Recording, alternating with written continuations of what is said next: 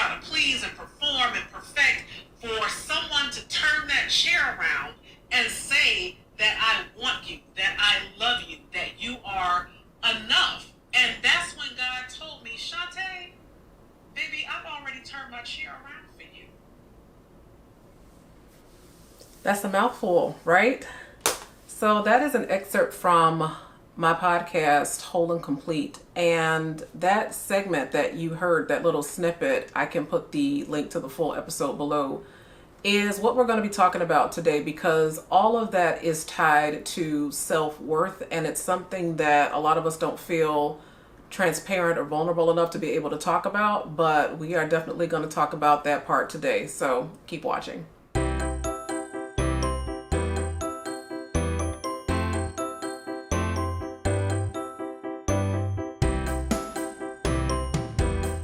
Hey, I'm Dr. Shanté. I am the host of Whole and Complete and Believing Bigger podcast. So if you have not listened to those or you're not familiar with me, I have been growing those podcasts consistently, Believing Bigger for years, and Whole and Complete is something that I launched earlier this year to focus on our overall well-being and wellness, and specifically our mental health. I am definitely not a psychologist or a counselor, and I don't pretend to be. But one thing that I do know is that mental barriers can debilitate and destabilize your whole life. If you think that you can't, you won't. And I see so many people that have not lived up to their full potential because they don't think that they can. And part of the reason why they don't think that they can is because they don't think that they are worthy or valuable enough to be able to show up and display all of their gifts. And on the very first series of Whole and Complete, it's a series-based podcast, and the first series is called the Cancer Series. And so the clip that you heard in the intro is specifically talking about a spiritual cancer and how it can metastasize. So what that means is when things happen to us way back in life and it doesn't get resolved, it can create a cancer. And cancer eats up the body. It stifles growth. That's what cancer does. So it becomes this thing that just takes over your body. Physical cancer does that. And spiritual cancer does the same thing. So when things happen to us and we don't resolve them, that cancer just grows and it metastasizes, and then we start applying it to other areas of our life. And that can be so destructive, self-destructive, if we don't do what's necessary to work through that, which is why I wanted to talk to you about matters of self-worth today. So when we are younger, when we are children, think about us as like little plants, right? little trees that you put in the ground. And when trees are young, they are very bendable, they're very flexible, they're very pliable. And you really have to do a lot of hard work to make sure that you water and nurture and give light to that tree so that it can grow up to be big and strong and produce fruit. Same thing with kids. You have to nurture and water and support and speak life into them so that they can develop and be strong, healthy, capable adults and bear fruit, right? Well, that doesn't always happen. More times than I can count, and more times than it should, that does not always happen. And so some of us have experienced things in childhood that stunted our growth. So whether that was abuse or neglect or name calling or bullying or harassment or abandonment, all of those things stunt our growth. And so instead of completing the normal cycle of human development, the normal cycle of healthy childhood development, we have gaps in our growth. We have gaps in our growth and development.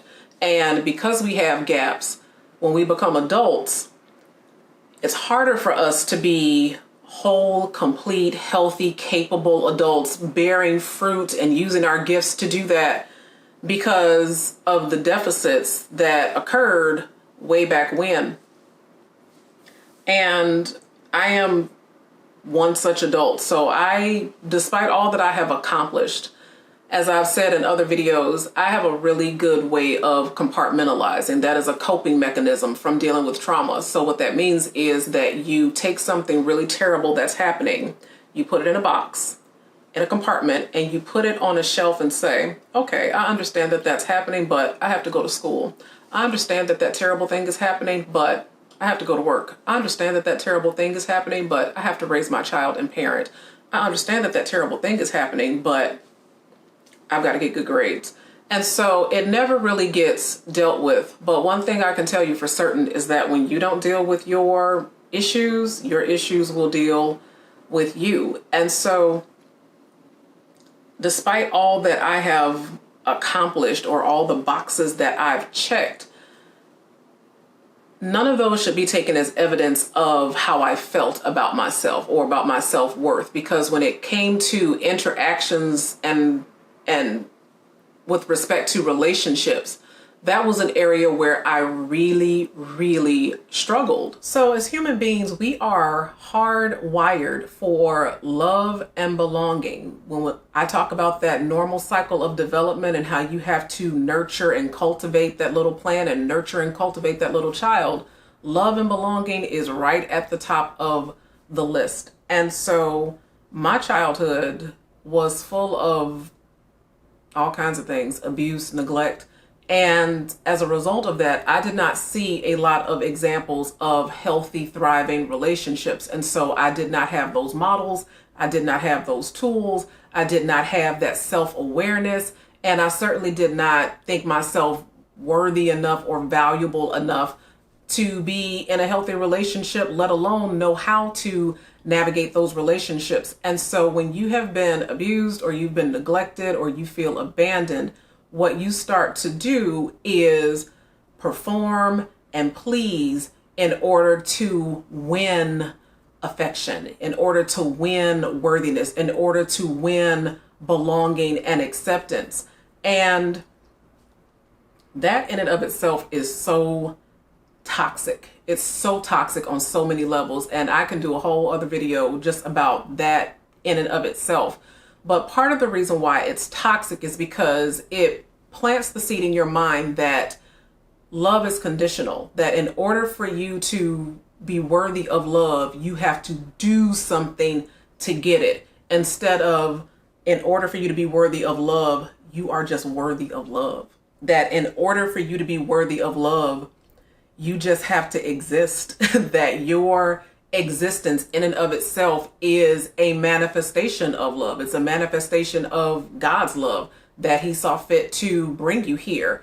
And when you grow up thinking that you are not worthy to be taken care of, or that you're not worthy to be valued, or that those words of life and encouragement are not spoken into your life, and you start this pattern of performing and pleasing, what that leads to is a whole set of toxic relationships where people take advantage of you, where people feel that it's okay to abuse you, where people feel like they don't have to apologize to you because you're a performer and you're a pleaser and you're a doer and you're putting on this show in order to gain love, worthiness, and acceptance.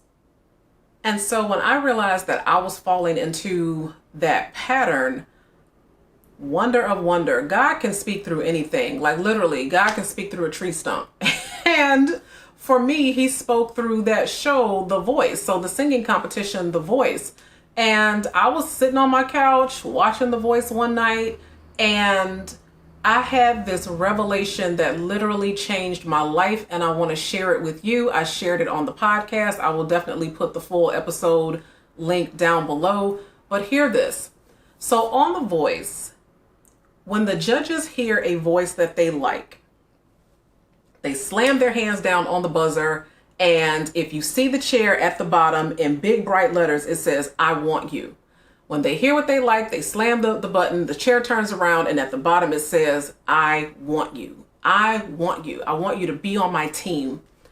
And when I saw that, in that moment, that is when I realized that in so many areas of my life, I had put myself on a stage performing and pleasing and doing all of these things, compromising my values and letting people overstay their welcome and feeling like I didn't have the wherewithal to challenge the things that were happening to me. I was on that stage doing all that performing to try to get somebody to turn their chair around and say, I want you. And that's when God told me, Shanté, I turned my chair around for you a long time ago. Here's the beauty, one of the many beautiful things about being a Christian. Jesus took a calculated and informed decision. It wasn't a risk. He made a calculated decision, an informed decision about coming down here and sacrificing himself so that we would have salvation available to us, which means he looked at all of my mess. He looked at all of my deeds and misdeeds. He looked at everything that I would do wrong, everything I would say wrong, every time that I would make a mistake or mess up and just be trifling or ratchet or whatever. He looked at all of that and said, I still think it's worth the trip. I still think it's worth going down there to give my life as a ransom for hers. And that kind of love without condition, meaning that I didn't have to please, I didn't have to perform, I didn't have to accept less than what I was worth. That kind of love, he says, no matter what you've done, no matter what you're going to do, I still think that it's worth making the trip. I still think that you are worth the sacrifice. And when I came to that realization, it was like a lightning bolt in my soul. It was such a divine revelation, and it just removed the scales from my eyes, and I could see so clearly what love really was, and also so clearly what love was not. And that's not to say that when you get in relationships that you don't have to do work to maintain them, that you don't have to cultivate and pour love into people and things like that, because love is an action word and that's how it should work. But to feel that you have to perform and dance and sing and put on a show in order for people to think that you're worthy of love, we're not doing that.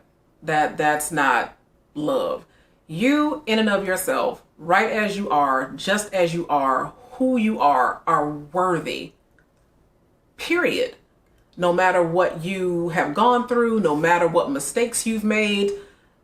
This whole notion that we have nowadays about like cancel culture, which is another separate video, is really toxic, because it means that you can't redeem yourself, or that you can't learn from the things that you've done when you know better and then try to do better. You are worthy. Period. Full stop. It's not you're worthy because, or it's not you're worthy if, and it's not you're worthy until, it's you're worthy. Period. Full stop. And once you come to that realization, baby, it's a whole new ball game. It is a whole new ball game. And I hope that this at least gives you a start, or it plants the seed for you to be able to see that in yourself. And so that's it. I want to hear from you. Where or when have you ever struggled with worthiness? What did that look like? Because I want to come down in those comments and I want to affirm you. Okay. I want to affirm you. And I want to be clear. Yes, we're going to make mistakes. Everybody does. But one mistake does not disqualify you from being able to learn from that and grow from that, as we all do and we all have. So put your comments down below. If this was valuable to you, make sure that you like this video. Make sure that you subscribe to this channel. And if you want to hear more all about that concept about how cancer can take over your life spiritually, I will put that link to that series down in the comments below. And I will see you next time.